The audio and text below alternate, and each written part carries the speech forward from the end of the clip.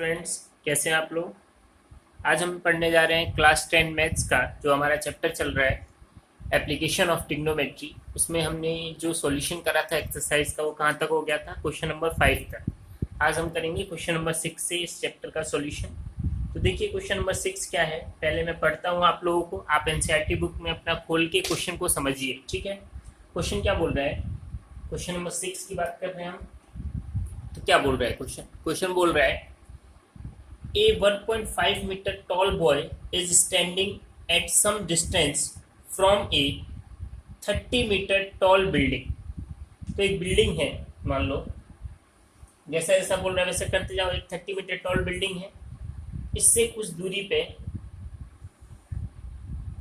पे एक लड़का खड़ा है। सपोज देखते क्या है, लड़का खड़ा है, ठीक है। यहाँ पे ये बिल्डिंग की हाइट मान लो कितनी है, 30 मीटर। मान लो क्या दे रखा है, कितना दे रखा है, 30 मीटर दे रखा है, ठीक है। ये हो गया। अब बोल रहे हैं आगे क्वेश्चन में from a point on the ground the angle of elevation of the top of the क्या बोल रहा है, the angle of elevation from his eye to the top of the building increases from 30 degree to 60 degree as he walk towards the building. बोल रहा है जैसे जैसे ये लड़का आगे चलता जा रहा है एंगल ऑफ एलिवेशन क्या होता जा रहा है, बढ़ता जा रहा है। जैसे यहाँ से इसने देखा एंगल ऑफ एलिवेशन ऐसे ही देखेगा ये, तो यहाँ से ऐसे बना दो, ठीक है। आई से ही देखेगा ना, यहाँ लड़का खड़ा है, यहाँ से देखा इसने, तब एंगल ऑफ एलिवेशन कितना था, 30 डिग्री। बोल रहा है जैसे जैसे लड़का आगे बढ़ता जा रहा है, मान लो लड़का कहाँ आ गया, यहाँ आ गया, ठीक है, यहाँ पे आ गया। और यहाँ से इसने देखा तो एंगल ऑफ एलिवेशन बढ़ गया। बोल रहा है ना टुवर्ड्स द बिल्डिंग, किधर जा रहा है, बिल्डिंग की तरफ। तो एंगल ऑफ एलिवेशन कितना हो गया, 60 डिग्री। कितना हो गया, 60 डिग्री हो गया। क्लियर है, बात समझ में आ रही सबको, ठीक है। तो बोल रहा है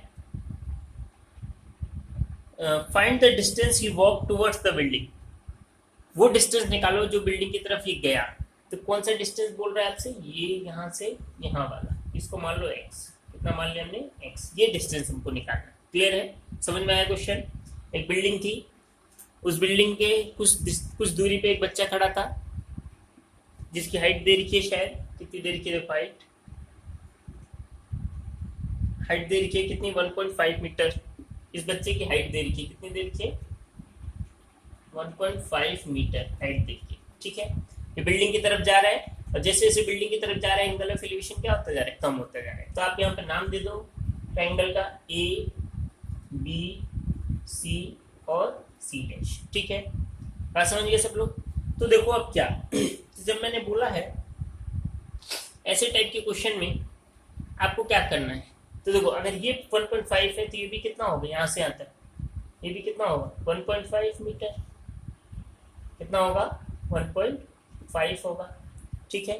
टोटल यहाँ से यहाँ तक कितना है, 30 है। सबसे पहले ये ट्रायंगल ले लें, इससे ये डिस्टेंस निकाल लें, फिर बड़ा वाला ट्रायंगल ले लेंगे, टोटल डिस्टेंस निकालेंगे तो ये डिस्टेंस हमको पता चल जाएगा, ठीक है।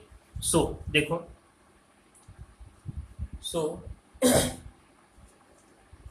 फ्रॉम ट्रायंगल किससे, ए बी सी से, ए बी सी, कौन सा ट्रायंगल बात कर रहे हैं, ए बी सी ट्रायंगल, ठीक है। तो यहाँ पे देखो क्या, 1 second,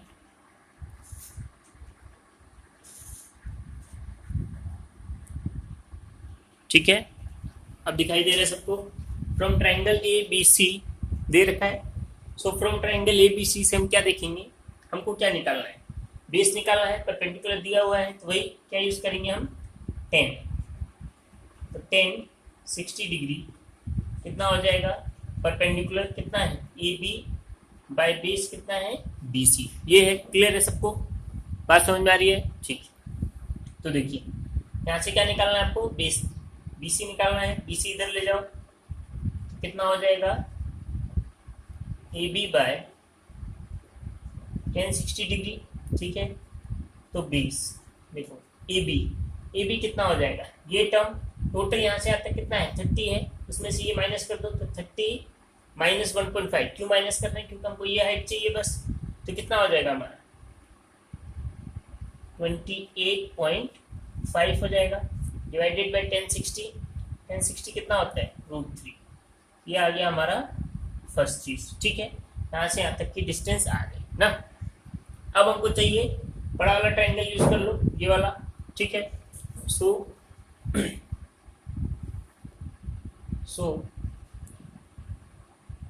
from triangle, from triangle कौन सा हो गया, A B C dash. A B C dash क्या हो जाएगा, देखो यहाँ से वही 10 ही ले लो क्योंकि परपेंडिकुलर पता है, बेस निकलना है। तो क्या हो जाएगा, 10 30 डिग्री उल्टू क्या होता है, परपेंडिकुलर ए बी और बेस कितना हो जाएगा, बी सी डैश। टोटल यहाँ से यहाँ तक बड़े वाले ट्रायंगल की बात कर रहे हैं। हमको क्या चाहिए, B C dash. B C dash तो क्या हो जाएगा, ए बी बाय नीचे कितना आ जाएगा, 10 30 डिग्री। तो देखो बी सी डैश कितना हो जाएगा, ए बी कितना है हमारा 30, और 10 30 कितना होता है 1/√3। ओ सॉरी 30 थोड़ी ना आएगा, ए बी कितना होगा, वही जो इसमें था, कितना था 28.5 था। ठीक है, क्योंकि ए बी कौन सा है, ये वाला है ना, सॉरी।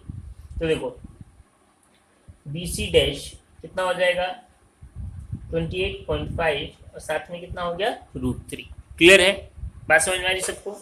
अब देखो बी सी डैश कितना है, तो बी सी डैश क्या है, यहाँ से लेके यहाँ तक, यहाँ से यहाँ तक क्या है, ये तो हमको पता चल गया कितना है 28.5/√3 प्लस क्या है x। तो हम लिख देंगे x प्लस 28.5/√3।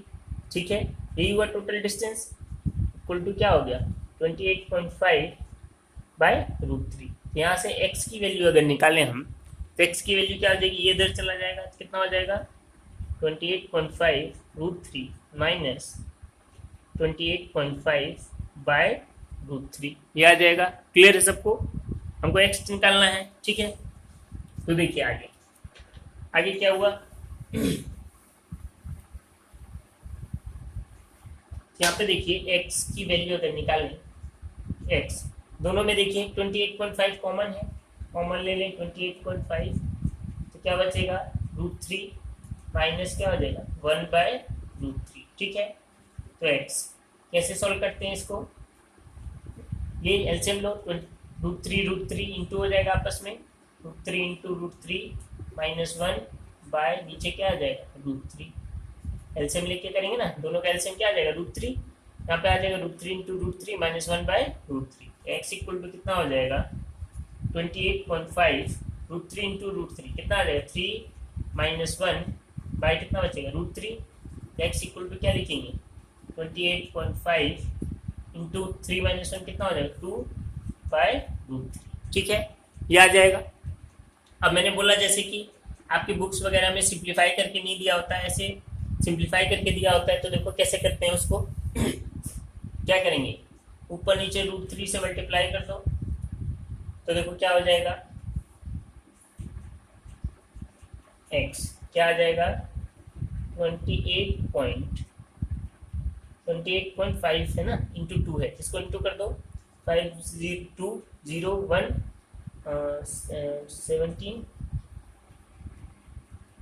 0 1 8 2 16 1 17 7 1 2 2 4 और 1 5 57.0 ना, या 57 लिख दो डायरेक्ट। ठीक है, 57 हो जाएगा। 28.2 को करेंगे और साथ में क्या होगा √3 और नीचे √3 इंटू √3 होगा तो क्या आ जाएगा 3, तो 3 से कैंसिल करते हैं इसको। एक्स कितनी बार होगा 19√3 मीटर डिस्टेंस उसने कवर करा, इस लड़के ने यहाँ से यहाँ तक कितना डिस्टेंस चला वो 19√3। तो आपकी बुक्स वगैरह में ऐसे दे के रखते हैं। क्लियर है, तो ध्यान रखिए। चलिए नोट करिए इसको।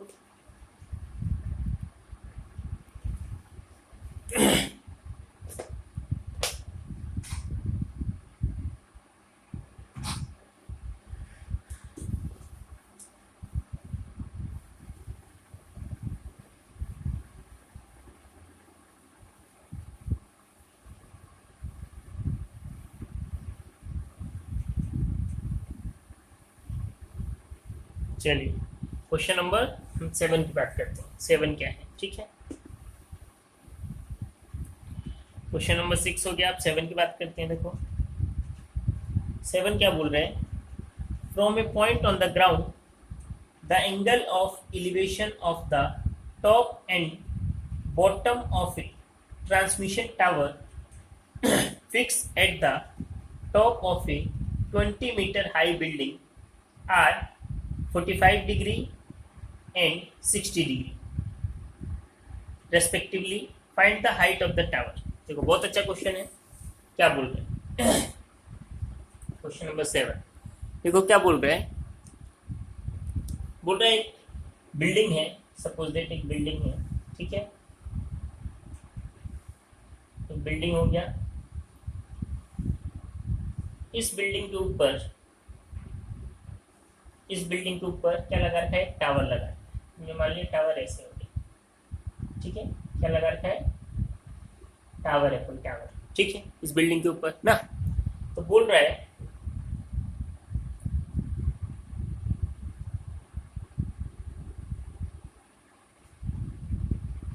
टावर कैसे भी डायग्राम बना सकते हो। इस बिल्डिंग के फुट से कुछ डिस्टेंस से, मान लो यहाँ से बात कर रहे हैं, ठीक है। बोल रहे bottom of A transmission tower, bottom ये हो गया इस टावर का, टावर ये है, इसका बॉटम क्या हो गया, ये एंगल ऑफ एलिवेशन की बात कर रहे हैं, और इसका top of the transmission tower, दोनों की बात कर रहे हैं ना। बोल रहे इससे एंगल कितना है 45 डिग्री, और टॉप के लिए कितना एंगल है 60 डिग्री, ठीक है। सिंपल सी बात है, पास वाला छोटा होगा, आगे वाला क्या होगा, बड़ा होगा। ये बोल रहा है क्वेश्चन। और बिल्डिंग की हाइट जो है वो दे रखी है आपको 30 मीटर। तो बोल रहे find the height of the tower, tower की हाइट निकालनी। बिल्डिंग की हाइट आपको 30 मीटर नहीं, सॉरी 20 मीटर दे रखी है। कितनी दे रखी है क्वेश्चन में, क्वेश्चन में आपको दे रखा है 20 मीटर हाइट बिल्डिंग की हाइट 20 मीटर दे रखी है। यहाँ से यहाँ तक मतलब कितना दे रखा है, 20 मीटर दे रखा है, ठीक है। आपको ये निकालना है, ठीक है। तो निकाल देते हैं। इसको हमने मान लिया कितना, h मान लो, यहाँ से आते कितना मान लो, h हाइट है मान लो। नाम दे देते हैं इसका A B C, और इसको बोल दो A डैश, कुछ भी नाम दे सकते हैं, ठीक है। नाम दे दिया हमने, क्लियर है सबको। चलिए इसका नाम दे दिया A डैश, ठीक है। तो अब देखो क्या यहाँ पे सबसे पहले क्या करेंगे, दोनों ट्राइंगल से बेस, दोनों ट्राइंगल का ए बी सी, इसका भी बेस बी सी है, और ए डैश बी सी, इसका भी बेस क्या है बी सी। तो अगर बेस आ जाएगा तो एक चीज पता चल जाएगा। तो सबसे पहले छोटे वाले ट्राइंगल से क्या निकाल दे, बेस, क्योंकि ये निकल सकता है, ये पता है, एंगल पता है, तो बेस निकल जाएगा। तो देखो, सो फ्रॉम ट्राइंगल क्या हो गया, ए बी सी, ठीक है। वही 10 यूज करेंगे क्योंकि परपेंडिकुलर बाय वो है, तो कितना हो जाएगा 1045 इक्वल टू क्या होता है परपेंडिकुलर, ए बी बाय कितना हो जाएगा बी सी। तो देखो 1045 कितना होता है, छोड़ दो, ए बी, बी सी निकालना है, बी सी इधर चला जाएगा, क्रॉस मल्टीप्लाई होके, और ए बी 1045 नीचे आ जाएगा, 1045 डिग्री, ये हो जाएगा। क्लियर है सबको, बात समझ में आ रही है, ठीक है। तो देखिए बीसी कितना हो जाएगा, ए बी कितना है आपका 20, और 1045 कितना होता है 1, आंसर क्या आ जाएगा 20 मीटर, ये आ गया फर्स्ट, ठीक है। मतलब यहाँ से यहाँ तक हमको पता चल गया कितना हो गया 20 मीटर हो गया, ठीक है। अब दूसरे वाले ट्राइंगल से, दूसरा वाला ट्राइंगल देखो, तो क्या बड़ा वाला triangle, so from triangle A dash B और सी, किसकी बात कर रहे हैं, ए डैश बी और सी की बात कर रहे हैं, ठीक है। यहाँ से देखें तो बड़ा वाला ट्राइंगल वही 10 लेंगे, 10 कितना हो जाएगा 60 डिग्री, क्या होता है perpendicular A dash B by B C. हमको ए डैश बी निकालना है, तो ये बी सी इधर चला गया, तो क्या लिखेंगे इसको, ए डैश बी, ये क्रॉस मल्टीप्लाई इसके साथ होगा, तो बी सी इंटू 1060 डिग्री, ठीक है। तो देखो ए डैश बी बी सी कितना है, अब तो पता चल गया कितना है 20 इंटू 1060 कितना होता है √3, ठीक है। ये आ गया ना इक्वेशन 2। अब ए डैश बी देखो कितना है, ए डैश बी यहाँ से यहाँ तक है, टोटल कितना हो जाएगा ए डैश बी 20, तो यहाँ से यहाँ तक ए बी प्लस ये, तो प्लस क्या हो जाएगा एच, कितना आ जाएगा 20√3। यहाँ से एच हाइट जो हमको चाहिए, हमको टावर की हाइट पूछिए ना, तो एच आ जाएगा, ये इधर जाएगा, कितना हो जाएगा 20√3, ये इधर जाएगा तो क्या हो जाएगा -20, ठीक है। एच इक्वल टू कितना हो जाएगा 20 कॉमन ले लो तो क्या बचेगा √3 माइनस हाइट ऑफ टावर कितना हो जाएगा √3 माइनस 1 हो जाएगा, ठीक है। नोट करिए सब लोग।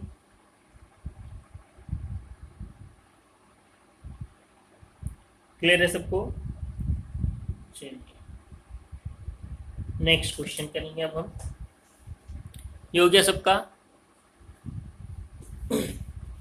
तो देखिए क्वेश्चन बहुत इजी है, सेम टाइप के क्वेश्चन मैं इसको ऐसे ही करा रहा हूँ क्योंकि आप खुद से कर सकते हैं। कभी कंफ्यूजन हो पहले खुद से करिएगा, कंफ्यूजन हो तब इसका हेल्प लीजिए, क्योंकि प्रैक्टिस बहुत जरूरी है। मैं बार बार बोलता हूँ, सारे कॉन्सेप्ट मैंने इसके क्लियर कर दिए आपको। हर क्वेश्चन में सेम ही काम कर रहे हैं, ऐसा नहीं है कोई नई चीज कर रहे हैं। बस क्या कर रहे हैं, क्वेश्चन को आराम से पढ़िए और उसका सॉल्यूशन करिए, ठीक है। जैसे नेक्स्ट क्वेश्चन है क्वेश्चन नंबर 8।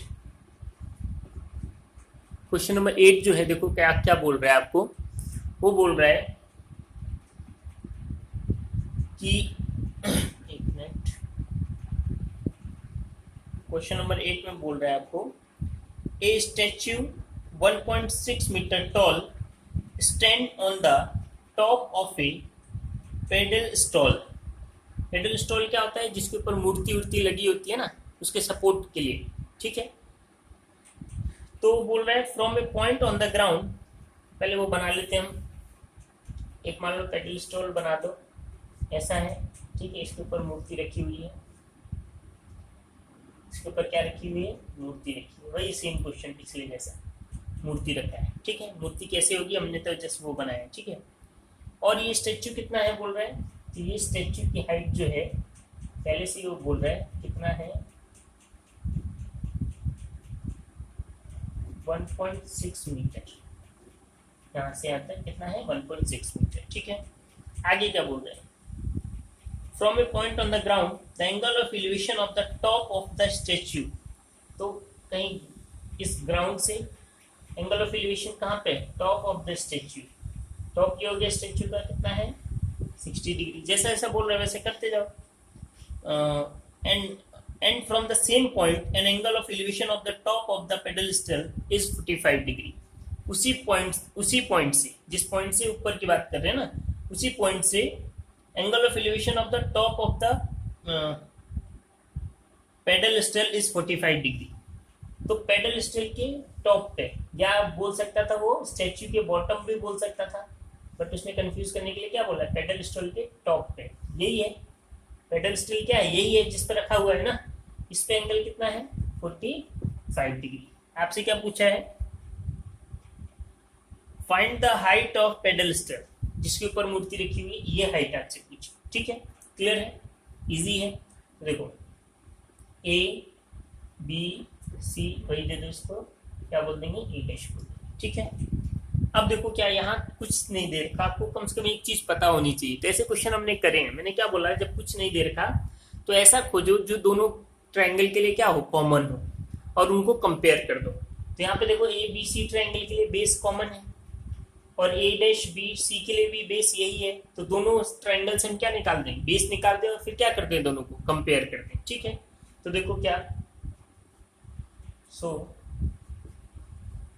फ्रॉम ट्रायंगल कौन सा हो गया ए बी सी, पहले छोटा वाला ट्रायंगल ले लें ए बी सी, ठीक है। यहाँ से क्या ले लें, वही 10 ही लेना पड़ेगा क्योंकि परपेंडिकुलर बेस का काम चलता है मैक्सिमम। तो ए बी सी से कितना हो गया 10 45 डिग्री क्या होता है A B by B C. Same same question है, कुछ भी अंतर नहीं है। हमको बी सी निकालना है, बी सी निकाल दो, ए बी बाय कितना आ जाएगा 10 45 डिग्री, ठीक है।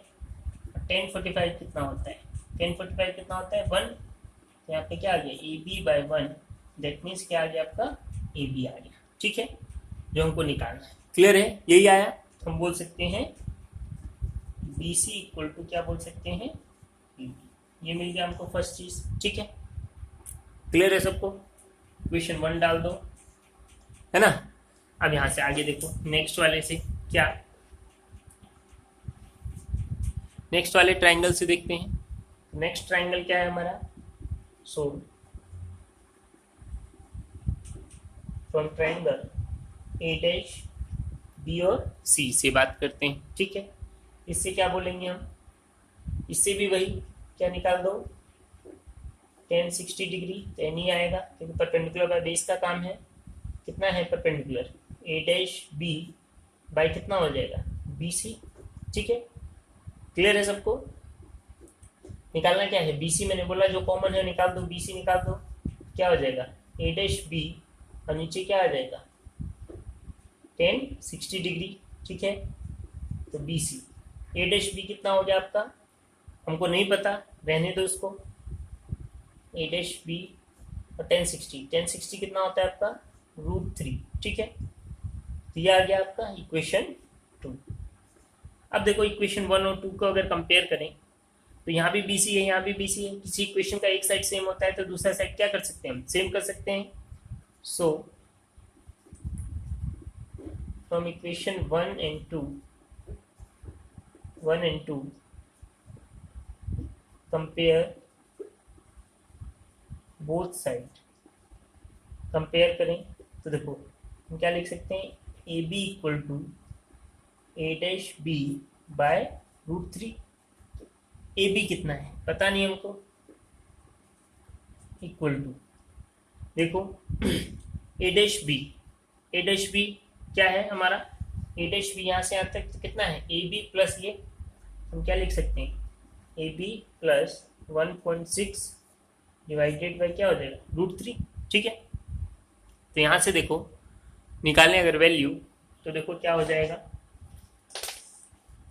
तो वैल्यू क्या हो जाएगी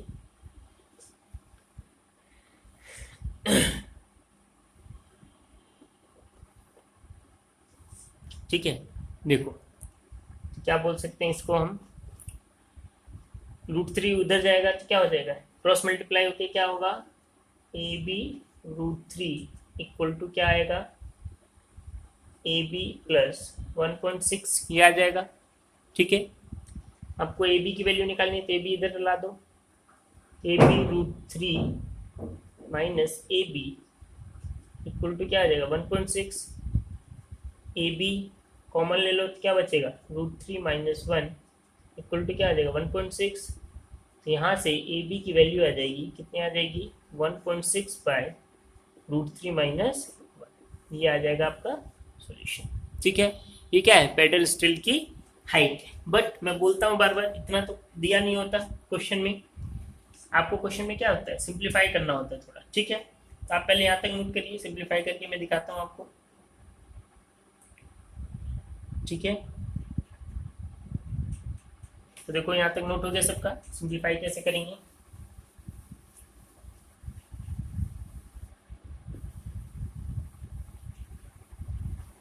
ठीक है। तो देखो सिंप्लीफाई कैसे करते हैं, ए बी हमारा आ गया, कितना आ गया 1.6 बाय कितना है √3 माइनस 1। तो क्या बोला यहाँ पे, जो भी यहाँ पे लिखा होता है नीचे रूट में उसको अपोजिट सिंबल के साथ, यहाँ पे माइनस है तो सेम चीज के साथ अपोजिट सिंबल के साथ क्या कर दो मल्टीप्लाई कर दो ऊपर नीचे, ठीक है। तो देखो क्या हो जाएगा ए बी यहाँ पे क्या आ जाएगा 1.6 और साथ में क्या आ जाएगा √3 प्लस 1, और यहाँ पे अगर हम करेंगे तो देखो क्या आ जाएगा यहाँ पे a minus B dot A plus B, तो फॉर्मूला क्या हो जाएगा A square minus B square, तो √3 का स्क्वायर करेंगे तो क्या आ जाएगा 3 और 1 का स्क्वायर कितना होता है 1। तो देखो ए बी क्या आ जाएगा यहाँ से 1.6 साथ में √3 प्लस 1, 3 माइनस 1 क्या हो जाएगा 2। यहाँ से देखो ए बी है जो हमारा आएगा, कैंसिल कर दे इसको तो कितना आ जाएगा 0.8, साथ में क्या आ जाएगा देखो 0.8 और साथ में क्या है √3 प्लस 1। तो आपका जो सॉल्यूशन होगा बुक्स वगैरह में वो ऐसे दे के रखता है, मीटर में है इसलिए मीटर लिख, ठीक है। बट आप यहाँ भी छोड़ सकते हो, कोई दिक्कत नहीं है एग्जाम में, ठीक है। चलिए अब आप खुद से प्रैक्टिस करिएगा जो बचे क्वेश्चन है, ठीक है। आज के लिए इतना ही, और आप ज़रूर इसको सब्सक्राइब करिए। ठीक है, थैंक यू।